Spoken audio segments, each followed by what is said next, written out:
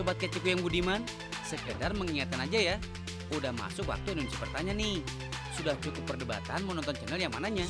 Dan buruan pindahin ke channel kesayangan kamu, Trans7. Biar makin apa? Jelas dong, makin tahu dan banyak ilmu. Ikut deh.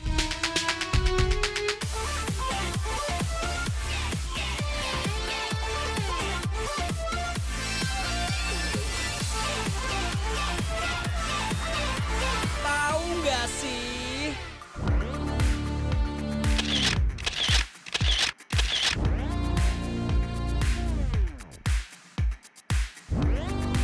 Guys, tahun 2018 jadi surganya digital tourism di Indonesia. Oleh generasi milenial, produk destinasi digital tourism ini populer dengan istilah spot wisata instagramable, instagenik. Tujuannya jelas dong, buat nambah koleksi foto-foto kece dan badai di sosmed kamu biar makin banyak likes. Kayak yang satu ini nih guys, spot wisata selfie dengan tema es krim. Gema ya guys. Gimana nggak jadi makin manis dan kece kalau background fotonya aja artsy abis kayak gini. Tren tempat foto yang menyajikan tema-tema menarik untuk wisatawan mulai hype di tahun 2016 di Indonesia. Mulai dari ruko sampai rumah tinggal bisa jadi studio foto untuk netizen yang budiman dengan menyajikan tatanan benda-benda unik dan apik, penuh warna, dan pasti makin oke buat bergaya di depan kamera. Kamera dan millennials kayaknya emang udah nggak bisa dipisahin ya guys. Apalagi kalau kalian perginya ke tempat wisata seperti ini. Nggak harus kamera profesional kok buat hasilin foto ala selebgram. Tenang, Kak Ojib dan tim TGS udah siapin buat kamu nih tips dan trik buat bikin foto menarik meski cuma pakai kamera smartphone kamu. Let's do it!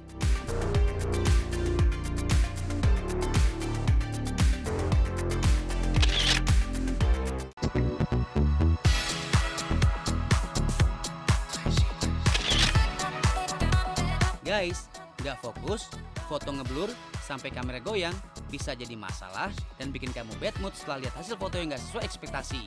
Coba deh, sebelum foto, cek dulu ada noda nggak tuh di lensa kamera. Gak cuma itu guys, tingkat kelembaban jadi faktor utama lensa kamu jadi kotor.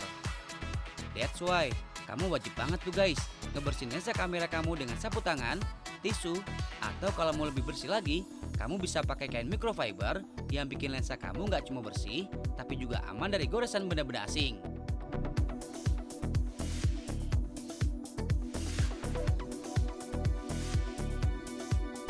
Soal gaya dan angle foto, kalian pasti lebih tahu deh guys. Tapi kalau terus framingnya nggak oke, malah bikin foto kamu jadi aneh. Framing fungsinya lebih membatasi dan menempatkan subjek foto atau point of interest terlihat sempurna dengan elemen di sekitar tempat foto.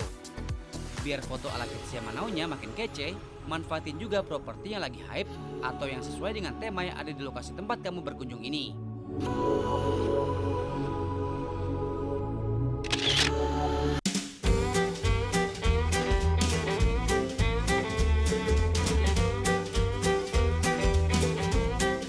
Nah, yang satu ini juga nggak kalah penting guys, cahaya. Kalau di acara Next Top Model sih, Tyra Banks selalu bilang tuh sama para model, find your light. Hahaha. Kalian harus sadar banget, di mana letak cahaya yang bakal bikin kamu makin kece atau malah rusak hasil foto kalian. Masuk nggak tuh tips kece dari Kak Ojib? Boleh langsung dicoba tuh. Next, untuk ngademin suasana, gimana kalau kita nyemil es krim? Hayo, kalian tim kon atau tim cup nih guys?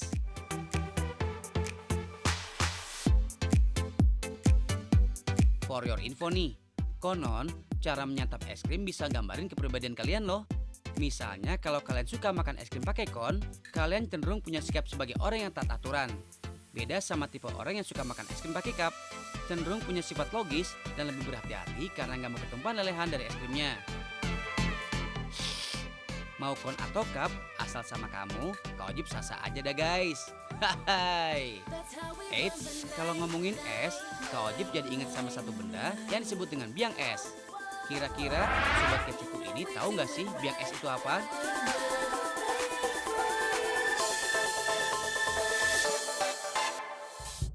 Halo, halo, halo, halo. Namanya siapa? Risma, Risma. Sini geser Neng. Kamu namanya siapa? Siti Jamila, Dipanggil ya. Kadang Amel, kadang Jamila. Kadang Amel, kadang Jamila. Iya. Oh. Assalamualaikum. Waalaikumsalam. Namanya siapa? Nama aku Cindy Nur Fitria. Dipanggilnya? Cindy. Cindy. Ya. Cindy, lihat dong tasnya madepin kamera, lihat. Wow, mengkilau. Sepatunya. Lucu kan? Sepatunya, wow. Emang suka yang berkilau-kilau? Iya. Suka? Iya. Suka yang diamond gitu ya? Oke. Oh, diamond glamour gitu ya? Yang bling bling. Oh, bling-bling. Biar apa sih? Biar bling bling bling aja. Oh. Guys, mic saya di mana mic? Oh, di sini. Ambilin. Nah, lupa. Oh, nggak usah. Aku mau bertanya soal yang namanya es. Es. Ada es batu, es campur, es doger, es goyobo, es cincang. Aduh, banyak kalau ngomongin es. Es teler ada. Nah, kalau ini biang es. Nah, tahu nggak sih apa itu biang es? Biang es. Pernah sih. Apa sih biang es tuh, tahu nggak sih? Kalian tahu nggak sih soal es? Es tuh macam-macam apa aja? Es batu, es balok, S1. S1, S2, S3, dia juga lucu. Biang es kalau setahu aku sih kalau biang es itu lebih banyak ininya sih. Bentuknya tuh kayak butiran-butiran, Ah. tapi lebih banyak gitu. Jadi nempel gitu. Oh, jadi nempel. Nempel. Bisa dipakai buat apa? Apa ya? Ya, biang es. Pakai buat kulit kan? Kulit. Ini esnya tuh yang ada apa sih asap, bukan asap, kayak asap itu loh. Kalau bahasa Sundanya ngebul. Nah, bahasa Sundanya ngebul. Oh, jadi esnya tuh kayak es batu. Terus? Kotak-kotak gitu. Terus? Terus ya lah ukurannya segini lah. Habis gitu? Terus Biang buat es. ngedinginin apa badan juga bisa, Dinginin buat badan. kulit. Oh, buat kulit bisa. Oh, gitu. Jadi biang es itu seperti es batu, bentuknya Iya. kotak-kotak, tapi dia ngeluarin asap. Iya. Kalau orang Sunda Kalau bilang apa? ngebul. Nah, Biang es ya. Kalau kata biang itu kan seperti rajanya mungkin berarti ya cikal bakal es. cikal bakal es Iya. berarti asal muasal terbentuknya es. Iya. Biang es tuh kayak gimana sih? Atau apa sih? Biang es itu kayaknya sumber dingin deh. Sumber dingin. Biasanya dipakai buat apa? Dipakai buat minuman, buat jus, Buat minuman, buat jus. biar segar gitu. Biar segar. Oke, berarti sumbernya es batu gitu. Heeh. Kita kunci dulu jawabannya, guys. Biang es katanya sih seperti itu. Kalau kata Cindy Bling Bling mah begitu, ya. Kalau kamu mau nyontek ya, jawab Ya, dia ya. boleh. Nyontek nggak? Jawab jujur. Iya, nonton. Nyontek sama siapa? Sama Risma. Ya, kalau di kelas nyontek juga nggak sama dia? Oh, enggak. Kalau nyontek jangan ya. Ya, nggak boleh. Nggak boleh Nggak ketahuan. baik. Iya, nggak baik. Nggak boleh ketahuan. Iya, kalau kalau nyontek. mengarang indah boleh. Oh, mengarang indah boleh. Iya, kalau nyontek nggak? Nggak Nggak boleh. boleh. Nggak baik gitu. Nggak baik. Kalau misalnya nyontek, boleh-boleh aja asal jangan ketahuan ya. Iya, tapi nggak boleh juga. Bener. Bener. Apakah di depan kamera aja ngomong gitu? Ya udah, makasih ya Nuhun ya. Dadah. Sebenarnya biang es itu adalah gas karbon dioksida atau yang dikenal dengan CO2 yang dipadatkan dengan cara didinginkan sehingga dia mempunyai satu bentuk yang bisa kita pakai. Biasanya itu dipakai untuk pengiriman makanan untuk menjaga suhu dari bahan atau benda yang dikirim agar tetap dingin.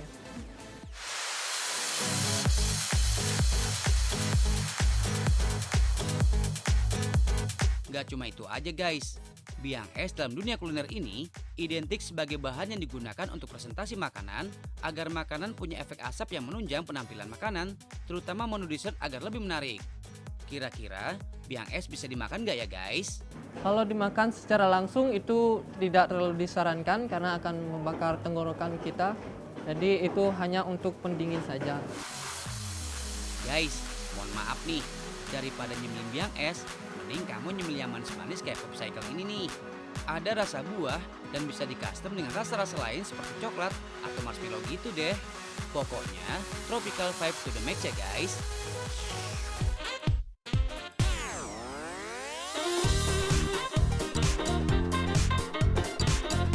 Popsicle atau es loli ini 100% terbuat dari sari buah murni asal Indonesia tanpa pemanis buatan guys.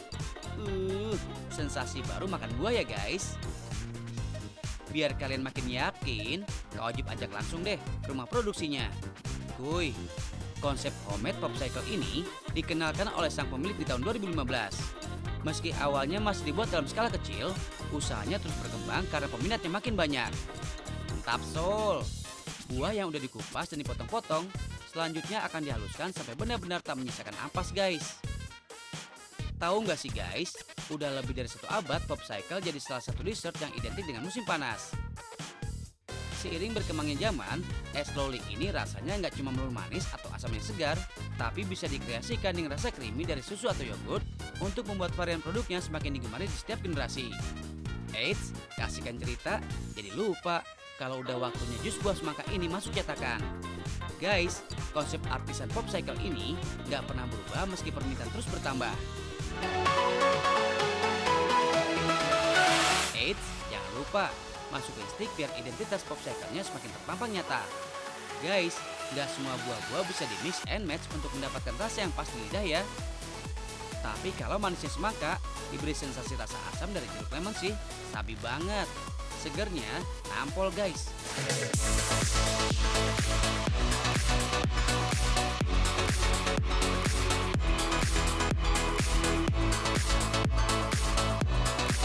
Nggak cuma gampang bikinnya, banyak banget kok ide buat bikin kreasi jenis hard ice yang satu ini biar nggak bosan.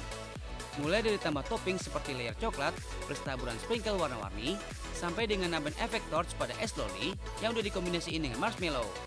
Gimana guys? Mau yang versi polosan sampai yang dimodifikasi, es yang satu ini bikin foto kamu instagenik banget kan? Jangan lupa di-up feeds ya guys.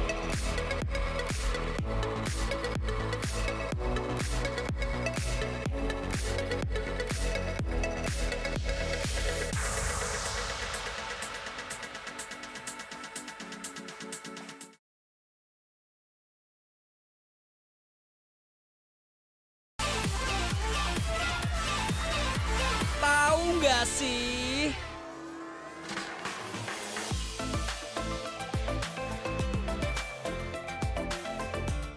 Sobat keceku yang terbaik, jangan diem-diem bain apa. Baru tinggal break bentar aja kok udah bengong aja. Hihihi. Bantu Kak Ojib buat motong yang gurih dan manis ini yuk. Kalian pasti suka deh. Mantul banget gak sih guys tampilannya?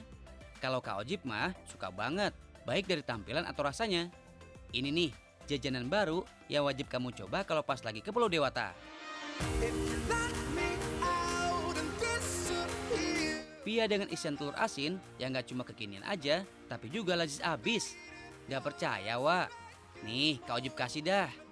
Guys, di Indonesia, jajanan pia banyak sekali ragam dan ciri khasnya di tiap daerah. Termasuk pia khas Bali yang satu ini guys. Bentuknya sama, tapi isi dan ukurannya lah yang bikin pia ini berbeda. FYI, pia udah ada di Indonesia sejak tahun 1940-an. Makanan yang merupakan asimilasi budaya Tiongkok ini dibuat dari tepung terigu dan diisi dengan bahan makanan lain yang punya rasa manis sampai gurih. Mooncake atau kue bulan dianggap sebagai cikal bakal jajanan pia dan terus berkembang menjadi ikon wisata kuliner di berbagai provinsi di Indonesia.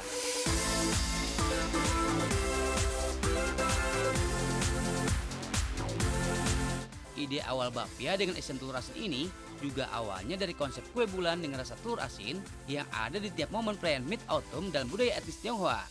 Ternyata butuh waktu 2 bulan tuh untuk terus bereksperimen supaya pia telur asin ini bisa disukai dan diterima lidah masyarakat lokal. Shh, rahasianya ada di sini nih guys. Lapisan adonan cream cheese, adonan pandan, sampai buah durian jadi penetral rasa asin dan gurih berlebih pada adonan pianya.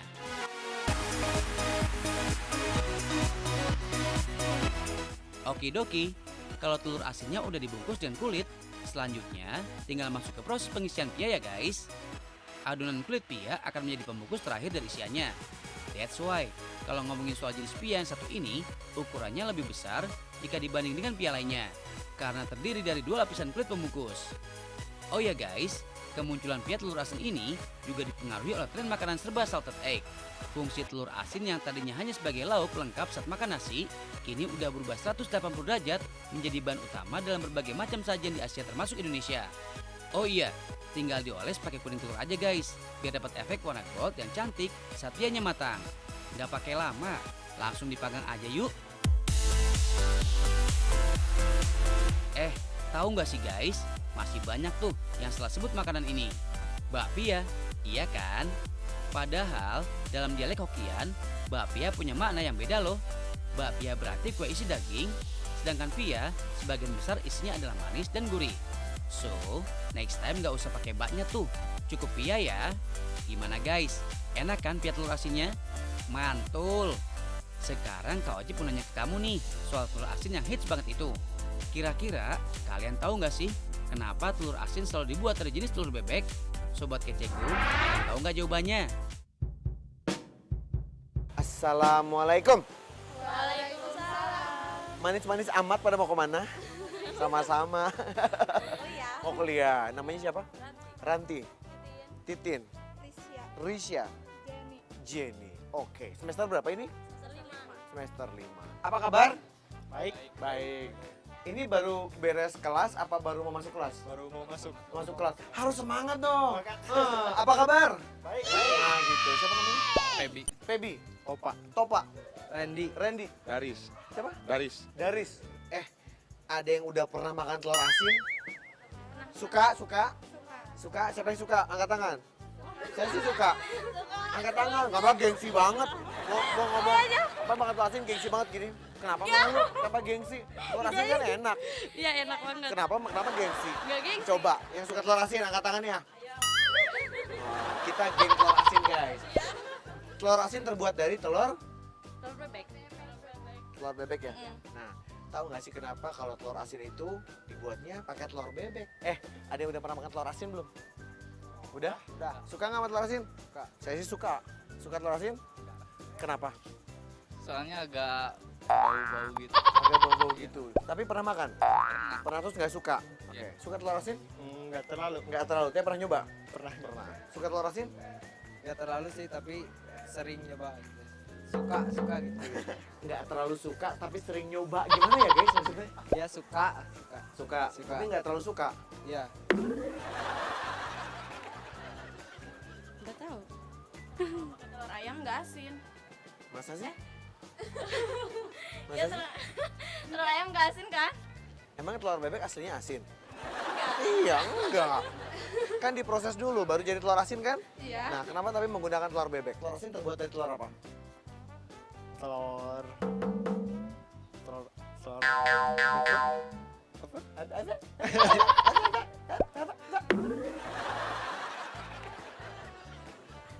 Soalnya nggak pakai telur ayam. Coba, kenapa? Mungkin proteinnya lebih tinggi. Proteinnya telur bebek lebih Iya. tinggi. Jadi, Ya, jadi pakai telur asin terus pori-porinya juga lebih gampang itu apa namanya tuh? Apa ya lupa lagi. pori-pori apanya? Pori-pori si telur. Pori-pori Kulit telurnya, kulit kulit telur telurnya. bebeknya. Iya. Kenapa? Ya kayak gitu Pori-porinya apa? pokoknya. Gede mungkin. Nggak tahu Pori-porinya deh. pori-porinya besar. Jadi, Ya jadi mudah buat si garamnya tuh menyerap ke si telur. gitu. Mungkin kan kalau misalkan pernah lihat kalau bebek itu suka dibawa ke sawah-sawah gitu.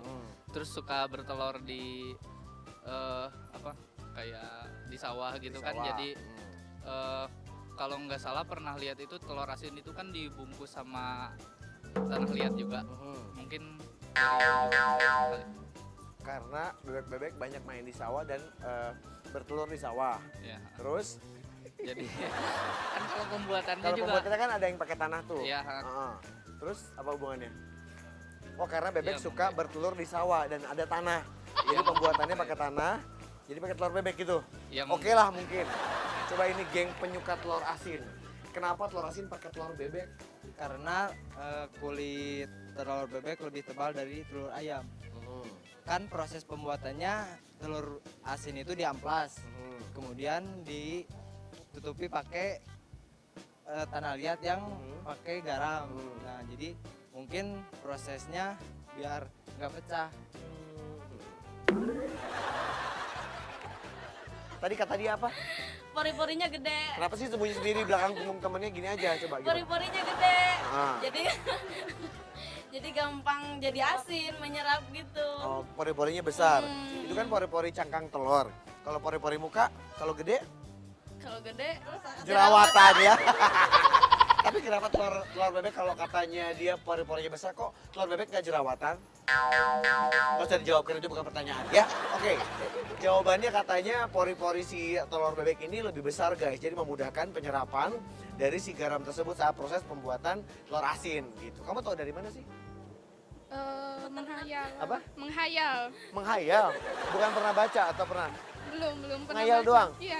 Guys, ngayal aja jawabannya keren banget. Siapa tahu bener ya? Bener nggak kira-kira? Iya. Gak usah searching. Gak usah. Nonton aja tahu nggak sih? Pasti ketemu jawabannya nih. Kenapa telur asin terbuat dari telur bebek? Langsung kita kasih tahu jawabannya. Tuh lihat tuh. Tujuan awal dari pengasinan adalah mengawetkan juga mengurangi bau amis dari telur itu. Kenapa pakai telur bebek? Karena ukuran dari telur bebek itu yang besar dan mempunyai kulit yang tebal, jadi tidak terlalu cepat rusak atau pecah. Dan pori-pori dari telur itu sangat besar, lebih besar dari telur ayam, jadi dia lebih cepat dalam menyerap garam yang kita pakai. Dan kemudian rasa dari kuning telur yang memiliki banyak kandungan minyak juga membuat rasa lebih gurih saat diasinkan.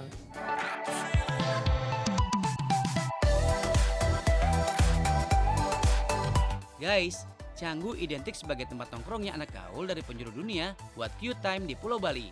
Thanks to sosial media, kini daerah di Kuta Utara ini jadi destinasi wisata kuliner dengan tema makanan sehat yang bisa kamu cobain guys. Here we go!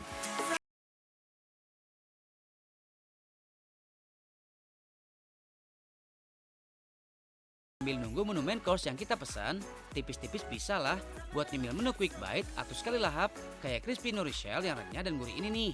Kombinasi menu masakan Jepang dan Barat ini dikemas dalam bentuk mini platter yang lazis. Nyam, openingnya aja udah kece, gimana nanti menu makan besarnya ya guys? Jadi makin penasaran aku tuh. Restoran ini diklaim sebagai tempat pertama di Bali yang menyajikan menu ala California. Anak pantai, mana nih suaranya?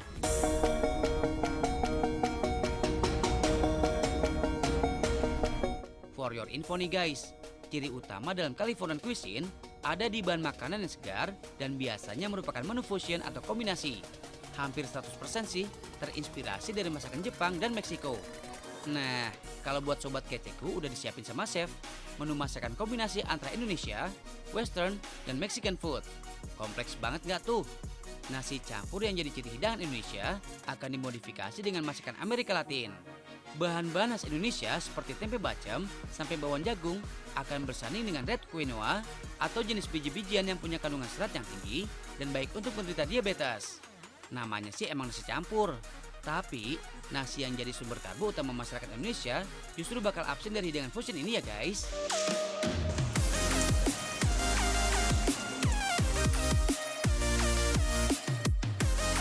Eits, jangan bete dulu dong. Kalian masih tetap kenyang kok dan dapat karbonya dari kuskus. Makanan ala Mediterania yang komposisinya terdiri dari zat tepung dari biji gandum. Tema makan siang kali ini pokoknya sehat ya guys. Buah dan sayur segar yang jadi ciri makanan California mau kita fusion dengan masakan Mediterranean seperti falafel. Kalau dilihat dari bentuknya, falafel ini mirip banget sama perkedel ya guys. Menu makanan ala Mediterania ini terbuat dari kacang Arab yang ditumbuk dan dicampur dengan bumbu-bumbu lain agar rasanya lazis abis. Tinggal dipilih aja sampai berbentuk seperti bola bekel, falafelnya siap untuk digoreng deh. Tahu nggak sih guys, makanan ala Western food terkenal banget dengan tatanan menu makanan yang rapi dan artistik. That's why presentasi makanan secara visual juga menjadi salah satu kualifikasi seorang chef dalam dunia kuliner. Layaknya seorang seniman, tiap juru masak punya gayanya masing-masing dalam menata beberapa bahan makanan di atas piring saji atau yang dikenal dengan food plating. That's why ya guys, zaman now fokusnya nggak cuma di lauk apa yang bakal kita santap, tapi juga jenis sayur, karbo dan serat apa aja ada dalam makanan kita juga udah jadi hal yang penting loh. Selamat makan makanan sehat biar kamu bahagia ya guys.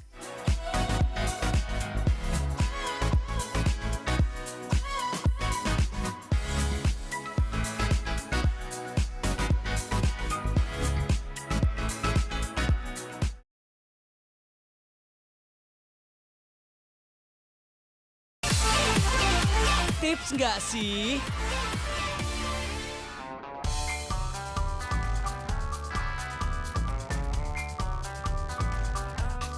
Halo guys. Nah, untuk kali ini Oji ditemani sama Sri. Nah, jadi Sri ini curhat barusan.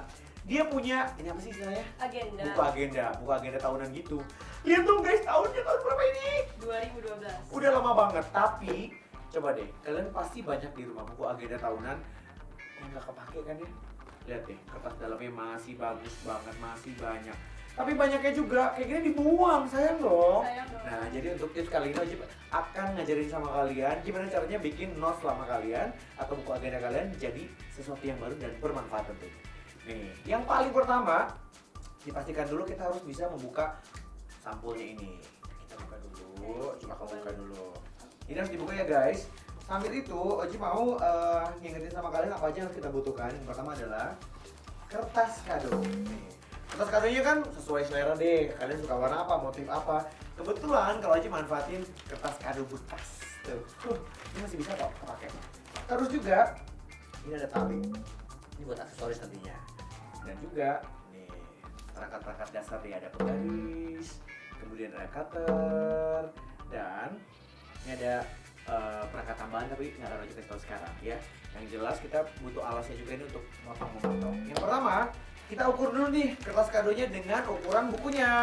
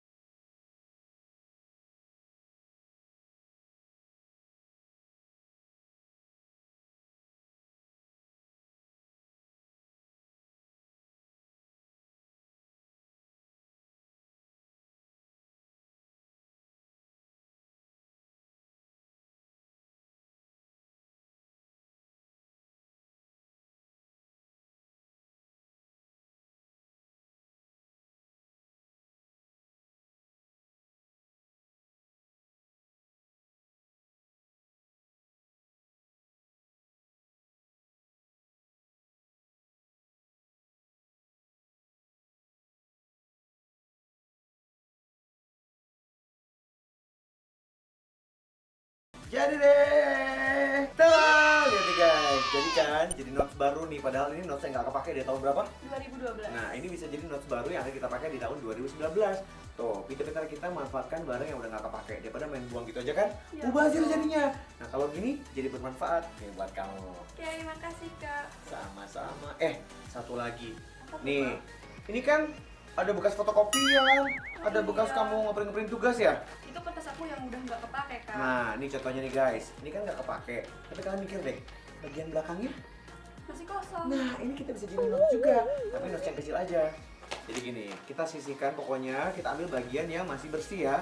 Kosong. Masih kosong. Nah, mana nih? Coba ambil yang masih bersihnya. Kita pilihin semuanya. Terus kita sediakan ini. Apa itu Pak? Kardus bekas. Kardus bekas. Iya, kita potong. Ini nanti buat bagian alasnya. Nah, kita akan sesuaikan ukuran kertas ini dengan kardusnya. Berarti kita Potong. pintar. Kita potong ya.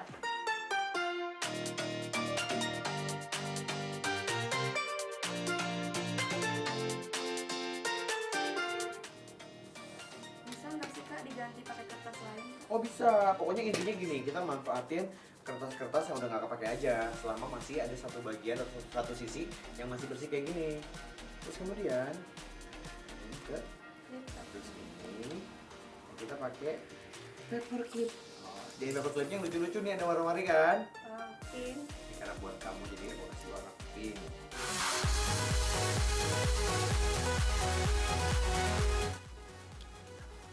Jadi deh. Oh, kan ini kan bisa buat tulis, bisa ditaruh di tembok, atau mungkin jadi catatan untuk kuliah. Coret-coret.